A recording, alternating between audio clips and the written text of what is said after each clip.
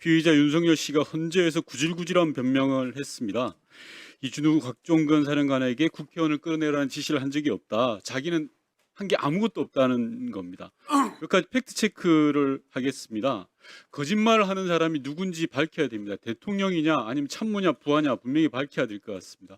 홍장원 차장께서 제공한 대통령으로부터 걸려온 전화통화 내역이고요. 그리고 메모한 내용입니다.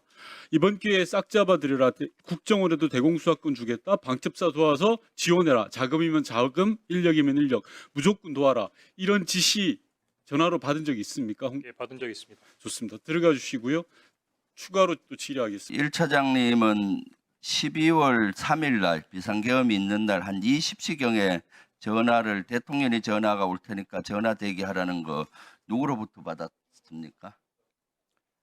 처음에 대통령께서 전화를 하라고 하는 지시를 제 보좌관으로부터 받았습니다.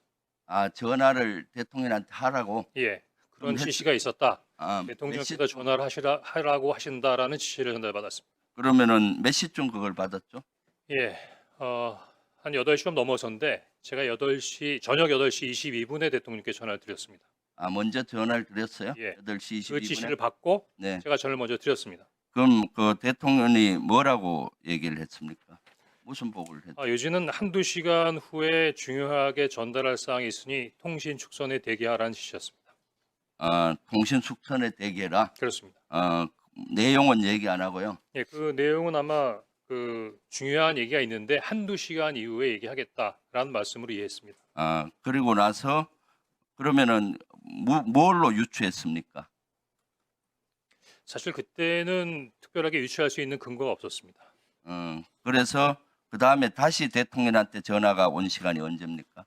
8시 22분에 통화를 한 이후에 대통령께서 대기하라고 한 말씀이셨기 때문에 국정원 청사로 돌아가서 직무실에서 대기하고 있었습니다. 그리고 대기하고 있는 중에 10시 23분에 비상계엄이 일어난 부분을 TV로 보고 그 후에 한 30분 정도가 지난 10시 53분 정도에 대통령께서 전화 주셨습니다. 그때는 대통령이 1차장한테 전화를 먼저 했다. 그렇습니다. 네. 어떤 내용의 전화를 했습니까? 전화 내용이 뭐였습니까? 첫 번째는 비상계엄을 발표한 사실을 확인했는가 하는 부분이고 두 번째는 아까 윤건영 의원님께서 질문했던 내용과 동일합니다. 중요한 요지는 그 방첩사령부를 적극 지원하라는 부분이 요지였습니다. 방첩사를 적극 지원하다. 그리고 또 있었잖아요. 뭐 잘 지원하면은 예산도 주고 수사권도 주겠다. 뭐 이런 얘기. 아니 그런 말씀은 아니셨고요. 네. 풀 텍스트를 직설화법으로 원하신다면 그대로 말씀드리겠습니다. 그럼 방첩사를 지원하라. 예, 전화를 받으니까 네. 비상계엄 발표하는 걸 확인했냐고 물으셨고 네. 그다음에 조금 좀 강한 어투라서 말씀드리기가 좀 어렵습니다만 하여튼 이번에 다 잡아들여서 싹 다 정리해라라고 말씀하셨습니다. 근데 그때 목적어가 없었습니다. 그래서 어느 누구를 그렇게 해야 되는지까지 잘 몰랐고 그렇다고 대통령께 누구를 체포하라는 말씀이십니까? 라고 여쭤보기도 뭐해서 잠깐 기다리고 있는데 대통령께서도 약간 말씀에 퍼지가 있었습니다. 그러더니 지금 주시겠다는 건지 아니면 향후에 주시겠다는 건지 말씀하지 않은 상태에서 국정원의 대공수사권을 줄 테니 이번에는 일단 방첩사를 적극 지원해라. 아마 방첩사에 자금이면 자금, 인원이면 인원 무조건 지원해라고 말씀하셨습니다. 네. 그래서 비상계엄. 제가 네. 예 알겠습니다라고 답변했습니다. 아, 그래요. 그래서 1차장은 방첩사령관한테 전화를 했나요? 그렇습니다. 몇 시에 했죠? 10시 53분에 대통령님 전화가 끝나자마자 대통령께서 지시하신 분이 방첩사를 지원해라라는 부분에 지셨기 때문에 이어서 바로 기억하기로는 11시 6분에 방첩사령관에게 전화했습니다. 방첩사령관한테 전화를 했는데 그때 방첩사령관하고 무슨 통화를 했습니까? 예, 방첩사령관에 11시 6분에 전화했던 것은 처음 전화가 아니고요. 10시 23분 비상계엄이 발표되는 걸 보고 바로 제가 방첩사령관한테 전화를 한 적이 있었습니다. 왜냐하면 10시 23분에 TV를 통해서 방송을 통해서 비상계엄이 발령되는 걸 보고 당시 굉장히 많이 당황했었는데 비상계엄이 발효된 것보다도 더 당황스러웠던 것은 당시로서는 국정원이 비상 사항과 관련된 부분에 대해 정보 보고를 전혀 갖고 있지 않았습니다. 따라서 국정원이 그래도 국가의 핵심 정보기관인데 비상 사항이라는 부분에 대해 정보 판단이 전혀 이루어지지 않은 상태에서 어떻게 비상계엄이 발효가 됐는가? 국정원이 뭔가 그때 방첩사령관 틀렸구나. 뭐라 했습니까? 좀 예. 짧게 해주세요. 네. 그래서 방첩사령관한테 확인하기 위해서 전화했습니다. 네. 그랬더니 방첩사령관이 저희들도 잘 모르고 있는 상황입니다. 오케이. 위에서 시키는 대로 하고 있습니다라고 답변을 했고 그런 상태에서 대통령께서 전화를 받은 다음에 방첩사령관에게 전화했습니다. 그러니까 마찬가지로 나중에 계속 머뭇머뭇해서 제가 어떻게 된 거야? 라고 얘기했더니 계속 이야기를 안 하길래 부위께서 전화하셨어. 대통령께서 너희들을 도와주래 라고 이야기를 했더니 그 이후에 아마 정보위에서 말씀하신 그 관련된 내용들을 저한테 얘기했던 겁니다. 그러니까 여러 명 정치인 체포해라 이재명 포함해서 그렇습니다. 몇 명 정도 체포하라 했죠? 제가 기억하기에는 중간에 뭐 일일이 세지도 않았고 당시 밤중에 전화로 메모지에 막 메모를 하는 상황이었기 때문에 14명 정도로 기억합니다. 네. 그리고 계속 있었는데 택도 안 되는 소리라서 끊었다는 얘기 아니에요? 그냥 끊지는 않았고요. 물론 뭐 속으로는 그런 생각을 했지만 대통령이 지시고 방첩사령관이 얘기하는 부분에 대해서 특별한 반응을 보일 수 없었고 마지막엔 그래서 어떻게?라고 물었습니다. 뜻은 너가 원하는 대로 한다면 그럼 어떻게 하면 좋아? 그랬더니 저에게 직접 전화 주십시오. 이렇게 얘기했고 알았어 하고 전화를 끊었습니다. 그래서 그것을 어떻게 조치했나요? 구체적으로 말씀해 주십시오. 조태용 원장한테 보고했을 거 아니에요? 그 내용을? 제가 지난 1년 넘게 우리 조태용 아니, 원장님을 지금 시간이 많지 않으니까 모셨습니다. 보고했죠? 예, 근데 원장님께서 저한테 보고를 받지 않았다라고 말씀하시고 계시기 때문에 제가 참 뭐라고 말씀드리기 좀 어려운데 몇 시에 보고했죠? 엄중한 자리인 만큼 네. 대통령으로부터 전화를 받았고 방첩사령관으로부터 엄중하고 민감한 사항에 대한 내용을 받은 것을 어떻게 데피티가 원장님께 보고드리지 않을 수가 있겠습니까?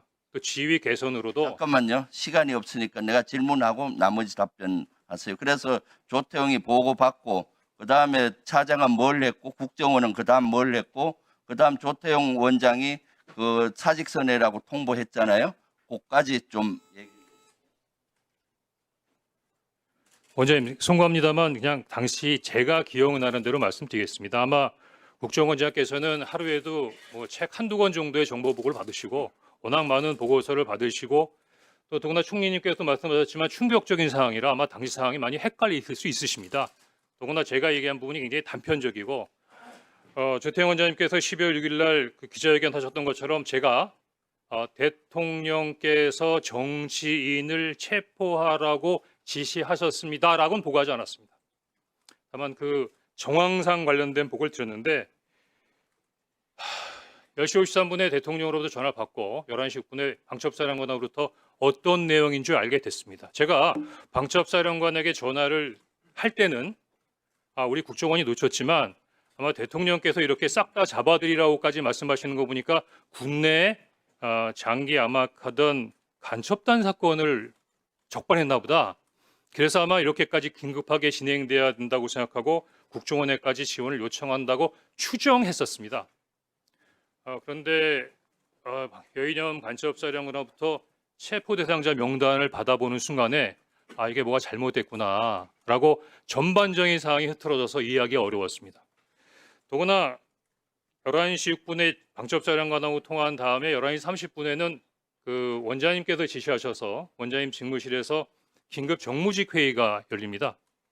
뭐 만약에 자리에 안 계셨다면 모르지만 방금 대통령으로 전화받고 방첩사령관도 전화받은 내용을 11시 6분에 알고 있는데 11시 30분에 정무직 회의 때 바로 제 앞에 앉아 계셨거든요. 그거 어떻게 말씀 안 드릴 수가 있습니까? 네. 자, 정리하세요. 예. 다시 한번 말씀해 주십시오.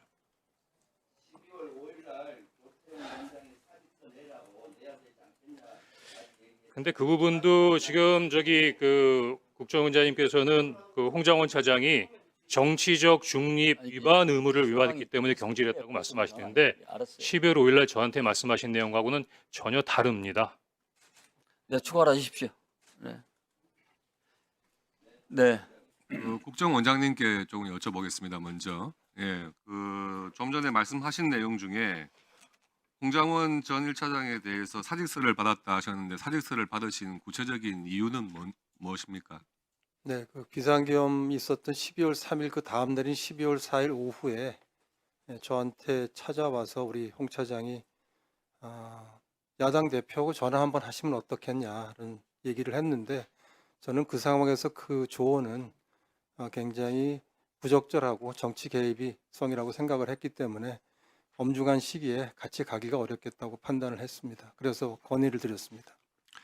그러면은 사직서를 내라고 하니까 홍장원 1차장이 그냥 사직서를 별다른 설명 없이 제출했습니까? 제가 본인을 오라고 해서 정무직이라는 건 임기가 없는 자리니까 어느 때든 그만두려면 그만두는 거고 나도 그런 마음이고 요번에 정무직 교체가 있으니 사직서를 내라고 했고 사직서를 받았습니다. 홍장원 증인께 물어볼게요. 사직서를 내라고 했을 때 본인 입장 같은 것을 설명한 적이 있습니까? 못 내겠다든지 아니면은 왜 그러냐는지 그런 걸 국정원장과 대화를 나눈 적이 있습니까? 예. 무슨 이야기를 했습니까? 당일날 오후 4시경에 원장님께서 부르셔서 12월 4일입니까? 12월 5일입니다. 5일. 예. 예. 12월 5일 오후 4시경에 원장님께서 부르셔서 원장님 직무실로 갔습니다. 원장님께서 평소처럼 굉장히 따뜻한 목소리로 말씀하셨었는데 상당히 안타깝다라는 느낌이 묻어있는 목소리로 우리 정무직들이 다 그렇잖아요. 나도 마찬가지입니다. 라고 하면서 사직서를 내달라고 하셨습니다. 그때 이유를 물어보지 않았지만 저는 그 이유를 충분히 능히 짐작하고 남았습니다. 왜냐하면 12월 3일에 대통령께서 지시하셨는데 아마 4일, 5일 정도면 비상계엄 현장에 국정원 직원이 한 명도 출동하지 않았던 부분들을 확인할 수 있으셨을 테니까 이게 뭔가 국정원의 지시가 정상적으로 집행되지 않았다라고 생각하셨고 아마 거기에 따른 부분에 있어서의 경질이다.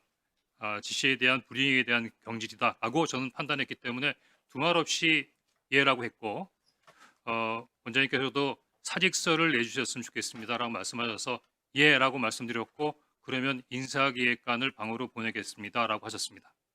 그런데 저도 궁금하잖아요. 그래서 일어나기 전에 한 가지는 여쭤봤습니다. 이게 대통령의 뜻입니까? 우리 원장님께서 네라고 대답은 안 하셨는데요. 그러면 정무직 인사를 누가 하겠습니까? 원장님은 인사 제청권이 있지만 인사권은 없습니다. 그러면 제가 여쭤봤을 때 대통령의 뜻입니까? 정무직 인사는 누가 하겠습니까? 저는 그거를 대통령의 뜻이라고 이해했습니다. 그러면 거기서 뭘 확인한 건 아니고 그 정도 대화하고 사직서를 내줬습니까?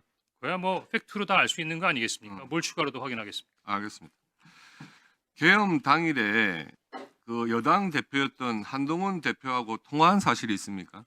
예, 채널A 뉴스하고 어느 의원님께서 공식적으로 홍장원 차장이 한동훈 대표에게 전화했다라고 언급하는 것을 TV 영상으로 본 적이 있습니다. 아니 본인이 통화했습니까? 그래서 한동훈 제가 환갑이 났지만 한동훈 대표하고 얼굴도 본 적이 없고 전화한 적 없습니다. 통화한 적이 없습니까? 없습니다. 그러면 혹시 그때 그 계엄 선포된 당일에 이재명 대표나 우원식 의장하고 통화한 적이 있습니까? 없습니다. 그러면 본인이 생각하는 사직서를 내라고 했던 이유는 대통령의 지시를 국정원 1차장이 따르지 않았다. 그 이유가 유일한 겁니까? 아마 전반적인 상황을 보시면 제일 상식적인 판단 아니겠습니까? 근데- 대통령께서 지시한 거예요. 근데 그 지시를 왜 국정원장을 안 거치고 1차장한테 바로 했나요? 제가 원장님께 여쭤보고 싶은 내용 중에 하나입니다. 저도 사실은 그냥 길 가다가 급발진차에 치이거나 지나가다 떨어지는 돌에 맞은 것 같습니다. 왜 저한테 전화하셨죠? 그러면 그런 지시를 국정원장한테 받은 적은 없는 건 맞습니까? 저는 1년 넘게 같은 수년간 국정원에서 근무하면서 지금 대통령님께 직접 뵙고 보고 드린 적은 있어도 전화를 받은 적은 이번이 처음입니다. 그러면 그 전화에서 구체적인 14명의 명단을 불러줬다 이렇게 하는데 이 사실이 14명에 대해서 기억하고 있습니까, 본인이? 아닙니다. 대통령께서는 예. 방금 제가 말씀드린 대로 목적어가 없었습니다. 목적은 없고. 누구를 잡아라, 예. 누구를 체포하라는 말씀이 없었고 예.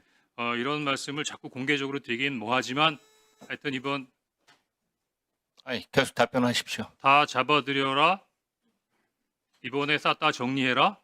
아까 말씀드린 대로 그 말씀 이후에 방첩사를 적극 지원하라고 말씀하셨기 때문에 당시에 정보가 없는 저로서는 방첩사에 특별한 사건이 있어서 싹 다 잡아들이고 방첩사에 뭔가 지원을 해드려야 되는 부분으로 추정했을 뿐이고 대통령님께서 빠지셨던 그 목정원은 여인영 방첩사령관이 14명의 명단을 불러주면서 이 사람들이 체포 명단이라고 알게 되었던 것입니다. 국민의 눈높이로 보면은 당연히 그런 거지. 홍 차장이야말로 유일하게 현 정부에서 고위급 중에서 대통령 비상계엄 잘못됐다는 것을 묵살한 사람이에요. 그런데 저렇게 보직해임 시키고 파이아웃 시켜요? 해병대 박정훈 대령 똑같은 사례예요. 경호처 경호부장 똑같은 사례예요. 한 말씀만 좀 규정대로 하겠다는데 말씀만 좀 드렸으면 좋겠습니다. 배제하잖아요. 홍 차장 5초만 드리면 안 되겠습니까? 나중에 끝나고 하세요. 예, 제가 12월 6일 11시 반경에 정보위원장실에서 정보위원장과 여야당 간사에게 12월 3일과 관련된 부분에 있어서의 상황 설명을 해드렸습니다.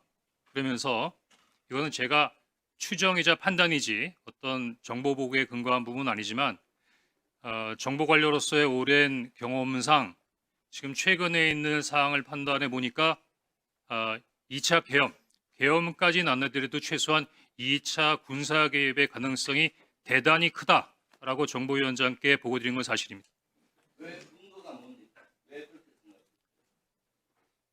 주관적이라고 말씀하실 수 있겠지만 첫 번째는 대통령의 의지십니다. 제가 그 비상계엄 이후에 여러 가지 부분에 있어서의 움직임을 볼 때 대통령께서는 비상계엄이 잘못됐다 또는 국민에게 사과해야 될 부분이다. 또 의지를 꺾지 않고 계시다는 부분들이 여러 가지 부분으로 느낄 수 있었습니다. 두 번째는 그 다음날 김영현 국방장관을 경질합니다. 아마 경질할 수 있는 상황이라고 생각되는데 제가 깜짝 놀란 것은 김영현 장관이 경질된 다음에 그 다음 신임 국방부 장관을 추가 임명하기 위해서 노미네이션 하는데 제가 그때 제 판단으로는 김영현 장관이 뒤로 물러났지만 영향력이 사라진 것은 아니구나. 왜? 김영현 장관의 추천에 의해서 그 후임 국방장관이 추천됐다고 생각하기 때문입니다. 또 하나는 저는 경질했지 않습니까? 안 하겠다 그랬더니. 그런데 당시 방첩, 특전, 수방 관련된 부분 모든 당시 계엄국의 순회는 멀쩡했습니다. 대통령의 의지를 가지고 있고 장관도 김영현 장관의 영향력 안에 있는 사람인데 계엄 관련된 부분에 군 지휘관들이 모두 다 건재하다고 하면 언제든지 다시 모빌라이즈 할 수 있다고 생각했습니다. 더구나 제가 굉장히 위험하다고 생각했던 부분은 여기 사령관님들도 계시지만 처음에 국회에 진입할 때는 누구의 지시에 의해서 그랬다라고 할 수 있지만 그 상황이 발생하면서 내가 내란죄로 소추당할 수 있는가 하는 부분에 있어서의 위기와 불안감을 느끼고 있는 상황에서 3명의 사령관은 상황에 따라서는 첫 번째와는 달리 훨씬 더 강하게 군사적 개입에 개입할 수 있겠다라는 생각을 했습니다. 또 하나는 제가 나름대로 이 부분의 의견을 몇 분한테 내니까 못 봤어? 국회에서 시민들이 미니까 군인들이 밀려나잖아. 그거는 그렇지 않습니다. 제가 군 출신이라서 그러는데 군사의 무력이라고 하는 것은 더구나 군중이라고 하는 것은 상황에 따라서 크게 변합니다. 더구나 첫 번째 국회에 들어가서 그렇게 실패했는데 두 번째 만약에 군사 개입을 한다면 똑같이 국회에 사람들을 몰려와서 할까요? 아마 제가 보기에는 군인들이 거부할 수 없는 상황을 만드는 계엄으로 갈 수밖에 없는 그런 상황을 만들려고 했겠죠. 저는 그렇게 추정했습니다. 네, 제가 이어서 좀 잠깐 계십시오, 홍 차장님. 홍 차장님은 군 출신이지만 국정원에 얼마나 계셨습니까? 92년부터 근무했으니까 약 30년 네, 근무했습니다. 군 출신이지만은 거의 국정원 직원이나 진배 없네요. 그러면 여인영으로부터 국회의원 체포 명단을 받았죠. 네. 목적 없이 받았다 하시죠. 목적 없이 받은 게 아니라 대통령께서 방첩사를 적극 지원하라고 했으니까 무엇을 도와줘야 되는가를 확인하기 위해서 당일 11시 6분에 방첩사령관한테 무엇을 도와주면 되겠느냐를 물어보려고 전화한 것이었습니다. 본위원에게도 그날 11시 20분 어간에 방첩사로부터 체포 명단 리스트를 제가 받았습니다. 네. 제가 이 체포 명단 리스트를 제가 부를 테니까 확인 한번 해보십시오. 네. 우선 체포조, 체포 대상, 우원식, 이재명, 한동훈. 우선 체포 대상, 조국, 정청래, 양정철, 박찬대, 조혜주, 이하경, 양경수, 김호준, 김민웅, 김민석, 김명수. 기억과 일치합니까? 대부분 일치하는데 이경수라고 하셨습니까? 양경수. 아, 양경수 맞습니다. 예. 이 윤석열의 국회의원 체포 지시를 조태용 원장에게 보고하거나 알린 바가 있었다고 하셨죠? 당시상을 좀 설명드릴 수 예. 되겠습니까? 설명해 주십시오. 예. 일단 오전에는 원장님께서 홍장원 차장으로부터 보고받은 적이 없다고 말씀하셨는데 오후에는 그래도 대통령으로부터 전화를 받았다든가 방첩사를 지원하다든가 하는 부분에 대해 보고를 받았다고 말씀해 주셔서 제가 조금 마음이 가볍습니다. 다행입니다. 그런데 보고를 할 때 방첩사를 지원하라고 합니다라고 얘기만 하고 딱 끊고 그 다음에 다른 얘기는 안 하나요? 사실대로 말씀드리면 보고를 보고를 안 한 것이 아니라 보고를 거부하신 겁니다. 제가 정무주의 때 얘기하지 않은 것은 내용 자체가 너무 민감한 부분이라서 다른 사람들하고 쉽게 공유할 수 있는 사항이 아니라고 생각했습니다. 그래서 일단 정무주회의를 마치고 제 보좌관에게 원장님께 보고 드릴 수 있는 사항인지 한번 확인해 보라고 했습니다. 그랬더니 오라고 말씀하셨고 제가 서둘러서 원장님실로 보고를 들어가는 것을 비서실 직원들이 다 봤으니까 아마 보고 드렸던 것 자체를 다르게 말씀하실 수는 없을 겁니다. 제가 물려고 들어가니까 원장님께서는 그 정무직 회의를 하셨던 그 소파에 그냥 앉아 계셨고 제가 앉자마자 원장님 제가 대통령님으로부터 전화를 받았습니다. 그런데 아마 대통령님께서 해외 출장을 이미 출발하셔서 아마 국내에 안 계신 줄 알고 저에게 전화하신 것 같습니다라고 얘기했는데 그 뜻은 원장님께서 그 다음날 아침에 일찍 해외 출장이 있으셨어요. 아마 국정원장 정도의 출장은 대통령께서도 아셨을 테니까 아마 착오인지는 모르겠지만 왜냐하면 그 이외에는 저에게 전화할 이유가 없었기 때문이죠. 그 다음에 아무 말씀 없으셨습니다. 더구나 비상국무회의에 가서 대통령을 만나고 오셨을 텐데도 비상국무회의에 갔다 왔다라는 말씀도 없으셨습니다. 그래서 제가 이어서 대통령께서 방첩사를 지원하라고 합니다. 라고 하니까 아무 말씀도 없으셨습니다. 그래서 제가 사실은 조금 좀 놀라시라고 근데 방첩사에서 지금 이재명하고 한동훈을 잡으러 다닌답니다. 라고 말씀하시니까 다소 의외의 답을 받았습니다. 내일 아침에 얘기하시죠. 그래서 지금 드릴 수 있는 사항이 아니잖아요. 더구나 정무직 회의도 지금 TV에서는 계엄군과 시민, 경찰, 국회 관계자들이 엉켜서 정말 국가의 초유의 위기 상황으로 치닫고 있는데 국가안보를 책임지고 있는 순회 회의에서의 어떤 결론이 내일 아침에 얘기하시죠? 그럼 그 야간 동안은 뭘 한다는 겁니까? 그래서 제가 원장님께 방첩사를 지원하라는 대통령의 지시가 있다고 하면서 방첩사에서 한동훈과 이재명을 잡으러 다닙니다 라고 말씀드리니까 내일 아침에 얘기하자고 말씀하셨고 그래서 제가 원장님 그래도 최소한의 업무 방향이나 지침은 주셔야죠. 그렇게 말씀드렸더니 그 앉았던 소파에서 일어나서 가버리셨어요. 더 이상 보고 드릴 수가 없었습니다. 그것을 우리 홍 차장께서는 원장이 정치 개입이라고 판단했다고 생각하십니까? 제가 보기엔 지금 원장님께서 정치 개입이라고 판단하는 것은 그 내용이 아니라고 생각합니다. 그 정치 개입이라고 원장님께서 말씀하신 건 다른 얘기인데요. 그 다음 날 11시 30분 정무직 회의가 끝나고 난 다음에 원장님께서 이런 제의를 하십니다. 통상 일주일에는 한 번이나 두 번 정도 정무직 회의를 하는데 상황이 엄중하니까 우리 매일 아침마다 티타임을 하면서 상황 관련된 부분에 대한 대처 협의를 합시다. 저는 그거를 아침마다 9시에 원장님하고 티타임 하면서 이런저런 부분에 있어서 업무를 협의해야 한다고 생각했고, 그러면 원장님께 어떤 아이디어를 드릴 수 있을까라는 생각을 했습니다. 그래서 5일날 오후 정도로 기억이 되는데, 그때 오전에 야당 대표께서 비상계엄에 군을 동원해서 도리어 북한의 군사 위협이 더 가중되는 면이 있다라는 발표를 하시면서 조금 북한 군사에 대한 북한의 군사 위협에 대한 약간의 불안감을 느끼시는 말씀을 하셔서, 그래 맞다. 지금 비상계엄은 뭐 대통령께서 직접 하신 부분이니까 대통령실에서 할 수도 있는 부분도 아니고 국회도 이렇게 혼란스러운 상태에서 그냥 원장님께서 야당에다가 얘기해서 북한 관련된 부분, 한반도의 안보 상황 우리 국정원이 잘 관리하고 있습니다. 해외 관련된 부분의 동맹과도 잘 소통하고 있고 국내 사회 질서도 잘 나름대로 관리하고 있으니 국정원이 앞으로 나름대로의 어떤 비상계엄 이외의 여러 가지 부분에 있어의 국면을 잘 감당하겠습니다. 뭐 그렇게 전화 한 번 하는 게 없겠느냐고 브레인스톰 차원에서 그냥 건의드린 겁니다. 물론 네. 이것 때문에 원장님이 저를 경질했다고 생각지 않습니다. 가만히 계세요.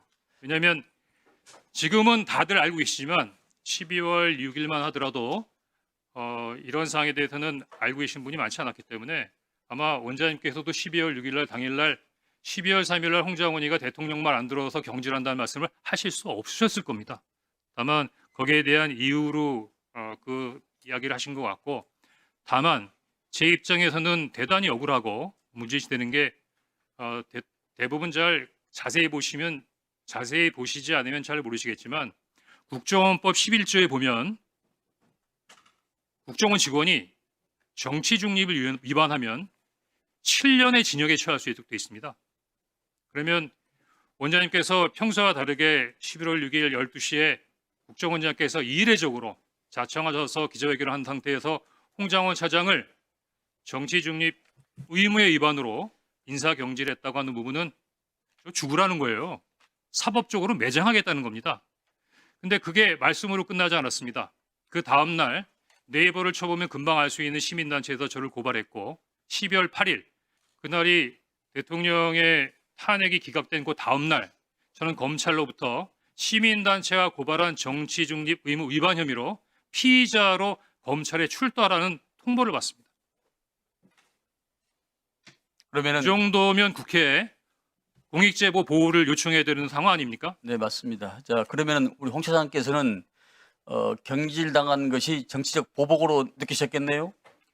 처음에는 두 가지로 나눠서 생각해야 되는데 12월 5일에 얘기할 때만 하더라도 저 대통령 좋아했습니다. 시키는 거 다 하고 싶었습니다. 근데 그 명단을 보니까 그거는 안 되겠더라고요. 예를 들어서 위원장님 집에 가셔서 편안하게 가족들하고 저녁 식사하고 TV 보시는데 방첩사 수사관과 국정원 조사관들이 뛰어들어서 수갑 채워서 벙커에 갖다 넣었다. 대한민국이 그러면 안 되는 거 아닙니까? 그런 게 매일매일 일어나는 나라가 하나 있습니다. 어디? 평양. 그런 일을 매일매일 하는 기관 어디? 북한 보위부. 이상입니다. 그래, 한 가지만 마지막 질문 드리겠습니다. 그 국정원 쪽에서 한동훈 대표한테 체포와 관련하여 이러한 전화를 한 바가 있습니까?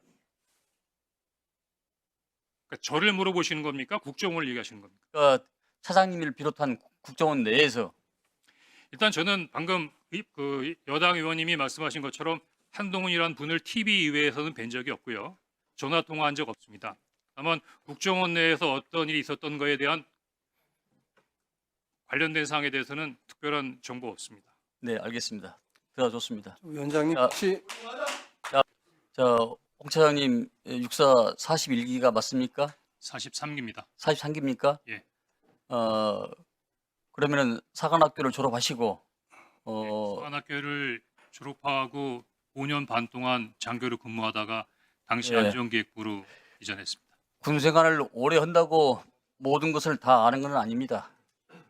바닷물이 짠지 안 짠지는 한 호배 물을 마시나 한 드럼통의 물을 마시나 짠맛은 다 똑같습니다.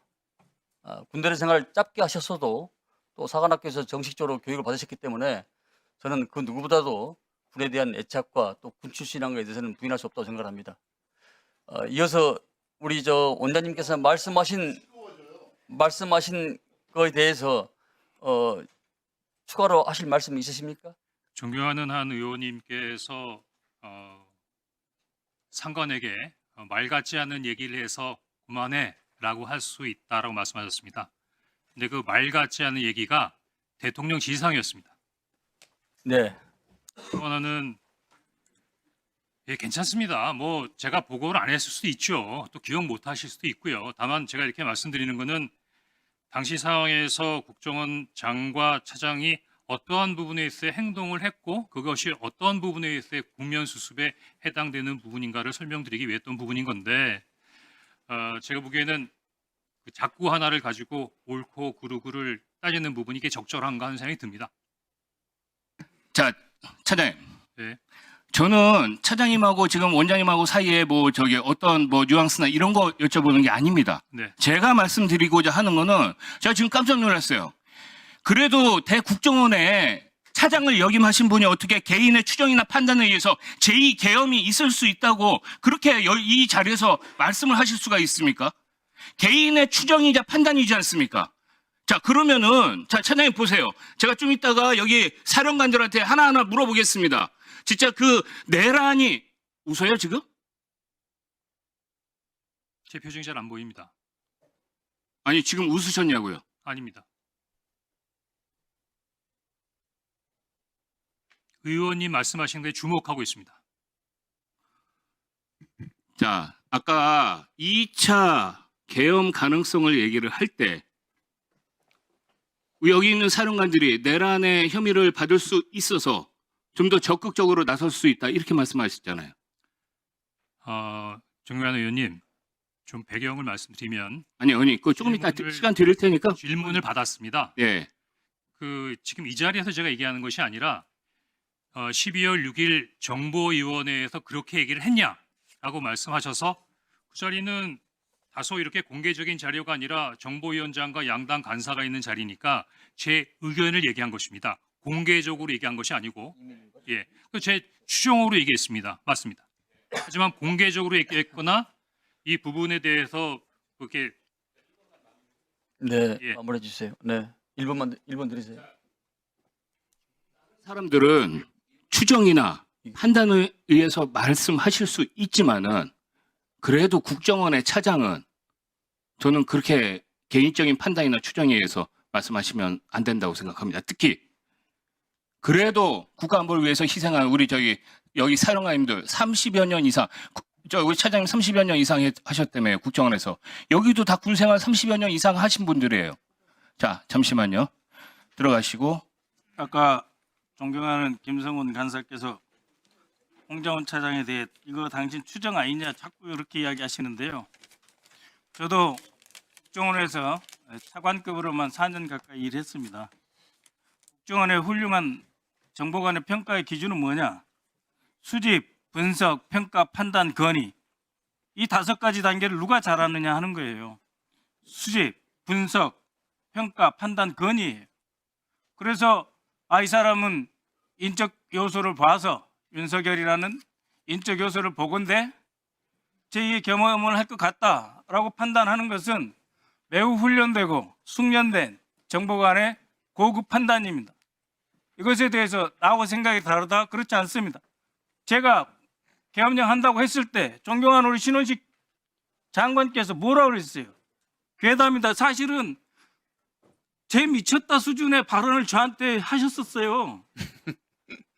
그럼에도 불구하고 저도 차관급으로 4년 가까이 근무하면서 그리고 홍장훈 차장은 평생을 목숨을 걸고 블랙요원부터 안 거친 데 없이 다 훈련하고 트레이닝되고 위에서 평가받아서 인정받은 겁니다.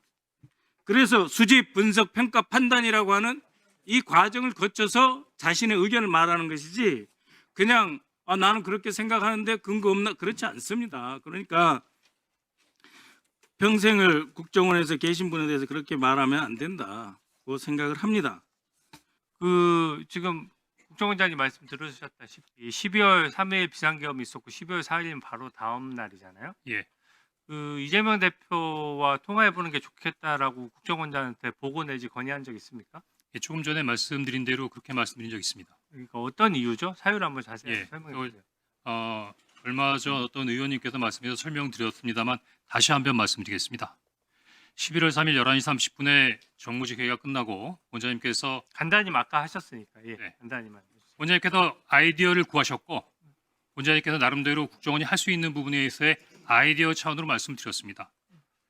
그 야당에서 특히 대표께서 비상계엄 이후로 북한의 군사위협이 더 증대되고 있다라는 부분에 대해서의 불안감을 초래하는 부분이 있으니 국정원이 군사 관련된 부분이든 한반도의 안보 상황이든 전반적인 상황을 잘 관리하고 있다는 부분으로 좋습니다. 그러면 국회나 본인이 국민들을 좀 안심시켜 드리자는 좋아요. 차원에서의 본인이- 아이디어였습니다. 본인이 그러면은 그 기자회견 하기 전에 민주당 관계자나 민주당 의원이나 민주당 관련된 분들과 통화한 적 있습니까? 의원님, 저는 기자회견 한 적이 없습니다. 아니 그 양심 선언이라고 해서 한번 했었잖아요. 아니야, 양심선언 한 적 없습니다. 그럼 뭐 제가 말하는 게 예, 12월 6일 날 네. 정보위원장님께서 전화하셔서 그러니까 그 전에 통화한 적 있어요, 없어요? 없습니다. 통화한 적 없고 본인의 자체 판단으로 와서 얘기한 것입니까? 아닙니다. 그럼- 12월 6일 날 신성봉 정보위원장님께서 저한테 전화를 하셔서 홍 차장, 제 이름이 나와 있는 기사니까 그 조선일보에 나와 있는 기사가 어떻게 된 거야? 라고 물으셨습니다. 그래서 제가 전화로는 말씀 못 드리겠습니다. 라고 했더니 그럼 국회로 와. 그래서 국회의장님께서 물어보셨고 전화로는 말씀 못 드릴 정도의 상황이라고 말씀드렸더니 국회로 와 해서 그때 국회 정보위원장실에 갔어. 말씀드린 겁니다. 그 지금 말씀 나오시는 거 보니까 최소한 한 가지는 확실한 것 같아요. 국정원장님이나 1차장께서도 12월 3일 전까지는 비상계엄에 대한 어떠한 정보도 인지하지 못하고 있었다. 맞습니까? 그렇습니다. 국정원에서 만약에 실제로 비상계엄 준비를 하고 있는 상황이면 이런 것은 1차장, 2차장, 3차장 중에 누가 챙겨야 됩니까? 다시 한번 말씀해 주십시오. 비상계엄이 실제 상황으로 벌어지고 준비해왔다면 1, 2, 3차장 중에서 누가 그런 정보를 챙겨야 됩니까? 방치하면 됩니까? 지난번 특위에서도 국정원장님께서 직접 말씀하셨지만 지난 정부부터 국정원은 국내 정보 수집 활동이 중단되어 있는 상황입니다. 아까 10시 53분경에 대통령 전화를 받은 이후에 11시 좀 넘어서 여인영 방첩사령관과 통화를 했다 이렇게 말씀을 하셨거든요. 네, 예, 전화를 누가 한 겁니까? 제가 한 겁니다. 아, 차장님께서 전화를 하신 거군요. 네. 전화한 이유가 뭐였습니까? 오전에도 말씀드린 것처럼 대통령께서 지시하신 내용의 요지는 방첩사를 적극 지원하라는 말씀이셨습니다. 근데 구체적으로 방첩사를 어떻게 지원하라는 말씀까지는 없으셨기 때문에 방첩사를 적극 지원하라는 대통령의 말씀을 이행하기 위해서 방첩사령관에게 국정원이 무엇을 도와줄까 하는 것을 확인하고 물어보기 위해서 전화했습니다. 예, 알겠습니다. 들어가셔도 좋겠습니다. 오늘 하나의 사실을 놔두고 상반된 의견이 있어서 제가 좀 질문을 마지막으로 드리겠습니다. 우리 홍정원 차장님 나오십시오. 자, 조태용 원장님, 그 12월 1, 2, 3 그 국무회의 이후에 국정원에 도착을 몇 시에 하셨습니까? 11시 30분에 정무직 회의를 했는데 그 직전에 도착했습니다. 그 국무회의 마치고 국정원 도착이 11시 30분. 뭐 11시 한 25분이나 20분 네. 정도 아니었던가 싶습니다. 원장님께서는 계엄에 찬성을 했습니까? 동의를 했습니까? 반대했습니까? 찬성하고 동의하지 않았습니다. 저는 우려를 네? 표명했습니다. 뭐라고요? 찬성이나 동의를 하지 않았습니다. 저는 우려를 표명했습니다. 네, 조태용 원장님과 오늘 조태용 원장님과 우리 홍정원 차장이 상당히 주장이 엇갈린데 두 분의 이치를 봐서 서로 간에 상반된 어떤 의견이나 거짓말을 할 수 있는 그런 이치 있는 분이 아니라고 생각이 됩니다. 서로 이 엇갈린 주장을 하신 것 보니까 저도 이제 이해가 안 가는데 우리 홍정원 차장님, 네. 어떻게 생각하십니까? 조태영 원장께서 홍 차장과 상반된 진술을 하고 계시거든요. 이 점에 대해서 어디가 그 이유가 있다고 생각하고 본인의 생각은 어떻습니까? 비상계엄이 있은 날부터 지금까지 원장님께서 어떤 의지나 또 나름대로 어떤 사항을 전하 주변에게 설명하신 적이 없습니다. 당일날 긴급 정무직 회의를 했음에도 불구하고 비상계엄 국무회의 참석과 사실도 그 다음날 신문을 보고서야 알 수 있었고, 아까 말씀드린 대로 엄중한 비상상이 발생해서 원장님께 원장님 이거 어떻게 된 겁니까? 라고 여쭤봤을 때도 그런 걸 왜 물어보니까? 라고 답변하셨기 때문에 저도 지난 1년 동안 모셨던 원장님의 모습과 너무 달라서 저도 이렇다 저렇다 말씀드리기가 좀 어렵습니다. 기회를 주셨으니까 제가 굉장히 중요한 얘기를 하나 말씀드리고자 합니다. 이거는 제 말씀하세요. 얘기를 하는 것 같지만 예. 제 얘기가 아니라 지금 원장님하고도 관계가 되고 국정원의 앞날과도 굉장히 밀접한 관련이 있는 부분이기 때문에 조금 피곤하시겠지만 귀 기울여 주셨으면 좋겠습니다. 말씀하세요. 저는 그 12월 6일자로 정치 중립의 의무를 위반했다는 원장님의 인사 제청으로 경질됐습니다. 저는 계속 원장님이 경질하신 게 아니고 대통령께서 경질하신 겁니다라고 했지만 벌써 10번 넘게 그 국정원장께서 정치 중립 의무를 위반한 이유로 인사 제청을 해서 대통령께서 경질했다고 말씀하셨습니다.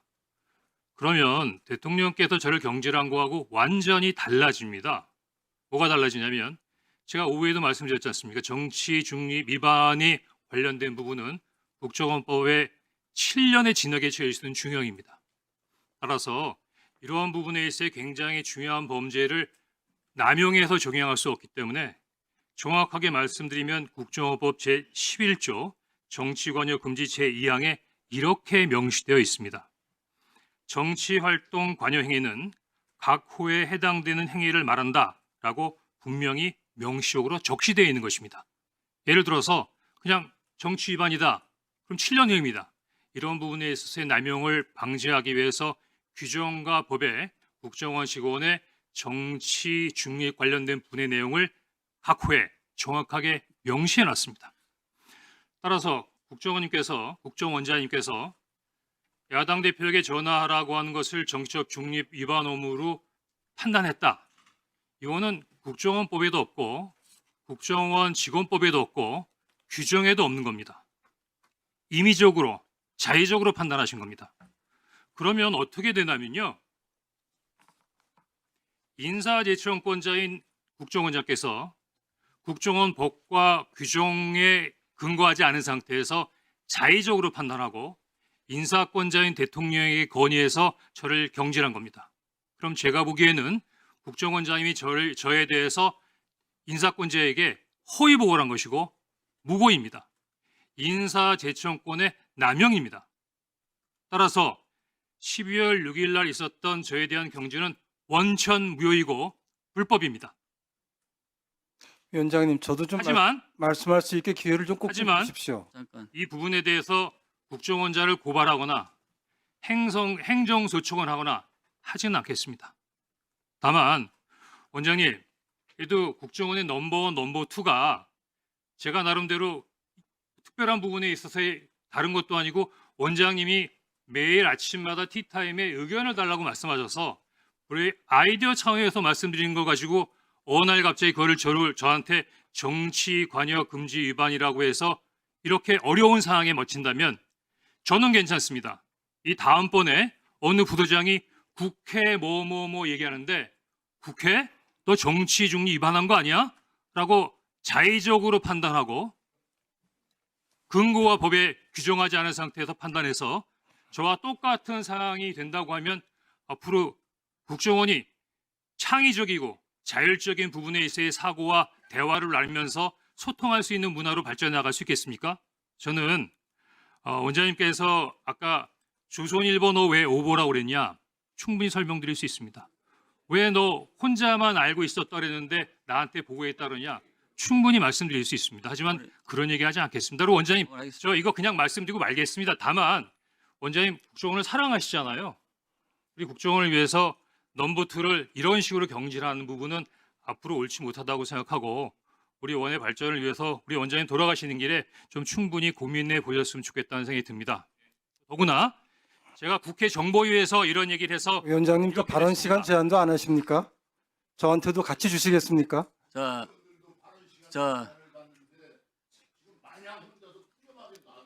정리하십시오. 네.